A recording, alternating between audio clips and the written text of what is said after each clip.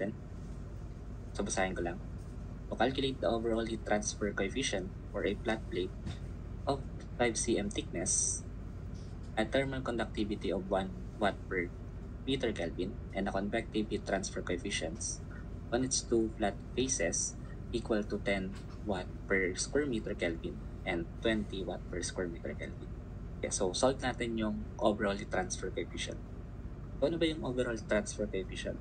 So overall heat transfer coefficient is basically yung reciprocal niya is equivalent sa summation ng R natin.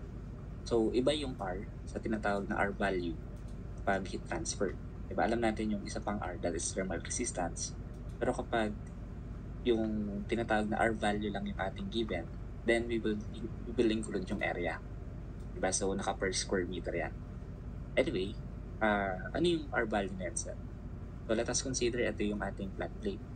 So dahil may given tayo na dalawang convective coefficient HO and HI, ito yung 10 tsaka yung 20. So lalagyan mo siya ng film dito sa isang gilid. Then dun sa kabilang gilid meron din, since meron tayong another value ng H.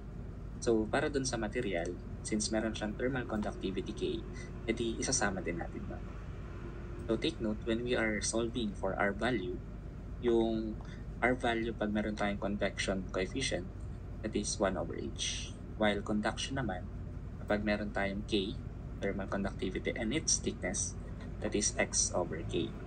So therefore, kung etong tatlong given sa atin ay hinahanapan ng overall heat transfer coefficient, then that is simply yung addition ng 1 over H nito, HO, plus yung material natin, X over K, plus yung nandun sa kabilang side, 1 over HI. Equivalent yan sa reciprocal na overall heat transfer natin. So, substitute lang natin yung mga values. Bali, meron tayo dito. 1 over overall heat transfer coefficient equals 1 over 10. Yung 10. Plus, yung thickness ng plate, that is 5 cm. So, ito yung 5 cm. So, kinonvert na natin ng meters. So, divide na ng 100. So, divided by yung K ng material, that is 1 watt per meter Kelvin. Plus yung 1 over HI. So, yung HI, yun yung other value of H, that is 20. So, 1 over 20. So, kung papansinin, cancel yung unit ng centimeters, ang matitirang unit, watt per square meter Kelvin. So, pare-pareho sila. Sige, so pindutin lang natin sa calculator. Bali, meron tayo shift out. So, 1 over X equals yung ating 1 over 10 plus yung conversion na 5 divided by 100. Tapos, divide mo ng 1, yun yung K, plus 1 over 20. So, shift solve lang natin to. Then, we will get na yung value na overall heat transfer coefficient. Okay, so, antayin lang natin. Although, pwede na naman kayong mag-shift solve tapos gamitin yung choices para mabilis siyang maglabas ng sagot. And so, lumabas na. Anyway, yung answer natin yan ay 5 watt per square meter Kelvin. So, yan yung letter A natin.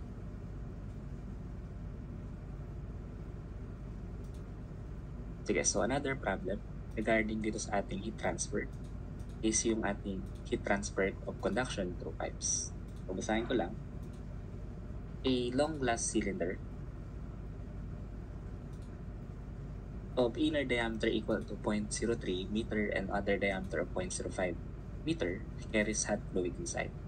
If the thermal conductivity of glass is 1.05 watt per meter Kelvin, what is the thermal resistance in kilowatt per unit length?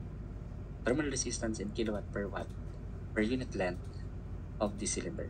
So, ang unit na kailangan, Kelvin per watt. Diba?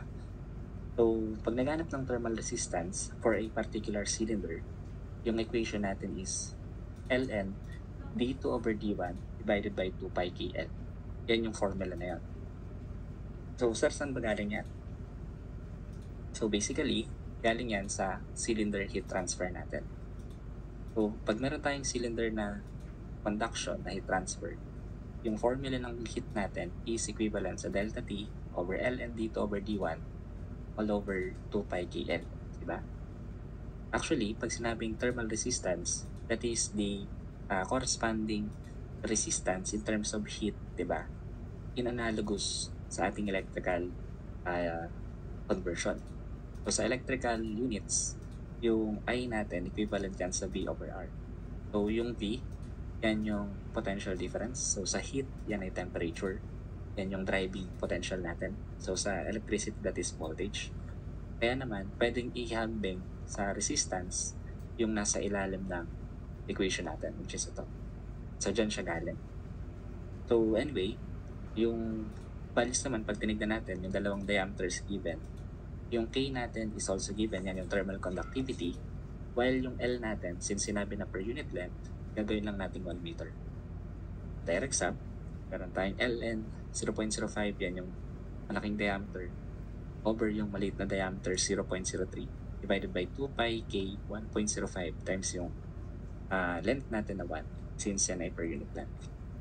Okay, so kunin lang natin yung thermal resistance. So Ln 0.05. So divided by 0.03. Then this is 2 pi K, that is 1.05. So press lang natin equals. So di ko na nilagay yung 1 kasi ganun din naman yun. Yung makuha nating value is equivalent sa 0.0775 Kelvin per watt. O yan yung letter A natin.